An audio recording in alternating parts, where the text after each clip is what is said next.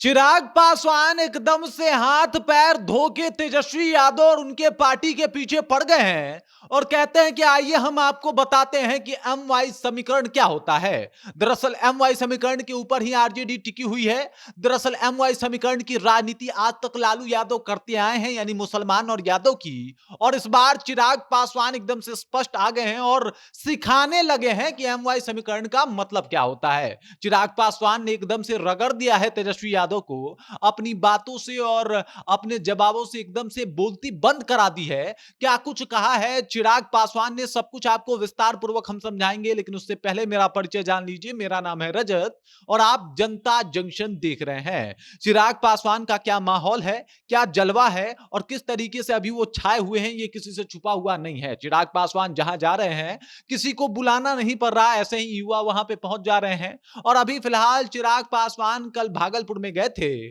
और भागलपुर में पहुंचने के साथ ही उन्होंने आरजेडी के ऊपर एकदम से हल्ला बोल दिया। आरजेडी के ऊपर बताया कि भाई साहब, ये जो लोग बताते हैं कि हम एमवाई की राजनीति करते हैं, ये लोग एमवाई की राजनीति तो करते हैं, लेकिन इनके एमवाई का मतलब मुसलमान और यादव होता है। जबकि मैं भी एमवाई का ही राजनीति करता हूं और मेरे एमवाई का मतलब जो होता है वो होता है महिला और युवा। मतलब एम फॉर महिला और वाई फॉर युवा होता है। मतलब मैं समाज की बात करता हूं। चिराग पासवान जात की बात नहीं करता और चिराग पासवान जात पात की बात नहीं करता। ऐसा ऐलान करते हुए वो भागलपुर में दिखाई दिए। भागलपुर में एकदम से पूरा माहौल बनाए दिखाई दिए और युवा उनके लिए चीखते और चिल्लाते दिखाई दिए। मतलब इसमें कोई शक नहीं है कि चिराग का जलवा बहुत ज्यादा है।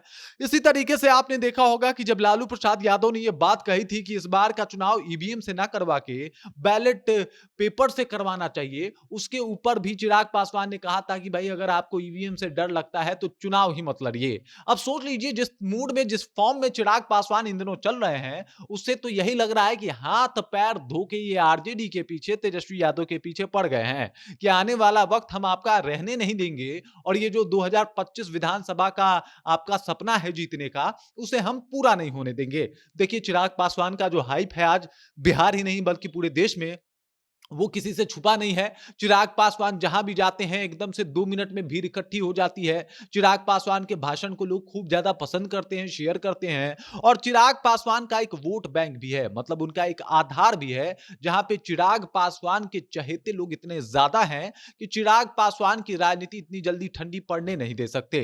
और इस बात को बखूबी चिराग पासवान जानते हैं और इस बार उन्होंने एनडीए को बिहार में जिताने का जिम्मा जो है वो अपने कंधों पे उठा लिया है और बता दिया है कि भाई साहब जब तक चिराग पासवान है तब तक तेजस्वी यादव की दाल नहीं गलेगी, तेजस्वी यादव की दाल को गलने नहीं देंगे। मतलब वो जो एक सपना है ना कि 25 में जाएंगे, चुनाव जीत जाएंगे, आसान होगा, लेकिन ये आसान अब होने वाला नहीं है क्योंकि चिराग पासवान जो है एकदम पूरा दमखम के साथ जो है इस बार इस विधानसभा में कूदने वाले हैं। पहले, इससे पहले जो 2020 में विधानसभा हुआ था उसमें तो चिराग पासवान को इतना वैल्यू और तवज्जो नहीं मिला था, तब भी जेडीयू की हालत खराब कर दी थी। लेकिन इस बार तो जेडीयू के साथ हैं, बीजेपी के साथ हैं, एकदम से डायरेक्ट मोदी जी का हाथ उनके सर पे है। तो चिराग पासवान का छा जाना और चिराग पासवान जिस तरीके से भाषण को देते हैं उस तरीके से लोगों के दिल में घर बना लेना बहुत आसान काम है। तेजस्वी यादव को रगड़ दिया है, एकदम से हर बात पे जवाब देते नजर आ रहे हैं। आरजेडी जो एमवाई की राजनीति करती आई है उसको एमवाई का मतलब बता रहे हैं कि मेरे एमवाई का मतलब क्या है। मैं जात पात की बात नहीं करता बल्कि महिला और युवाओं की बात करता हूं। जल्दी ही कोशिश कर रहा हूं कि बिहार में पलायन रुक जाए और इसके ऊपर हम लोग लगातार काम भी कर रहे हैं। चिराग पासवान अपनी बातों को लेके, अपने कमिटमेंट के लिए जाने जाते हैं, अपनी बातों के लिए भी जाने जाते हैं और वो जिस तरीके से बातों को परोस रहे हैं, रख रहे हैं, वो युवाओं को और लोगों को खासा पसंद आ रहा है। बाकी चिराग पासवान को लेके और जिस तरीके से उन्होंने अपनी बातों को रखा, इस बात को लेके आप क्या सोचते हैं? आपके ज़हन में क्या कुछ चल रहा है? कृपया कमेंट कीजिए और अपना विचार हम तक पहुंचा दीजिए। बाकी आप देख रहे हैं जनता जंक्शन और मेरा नाम रजत है।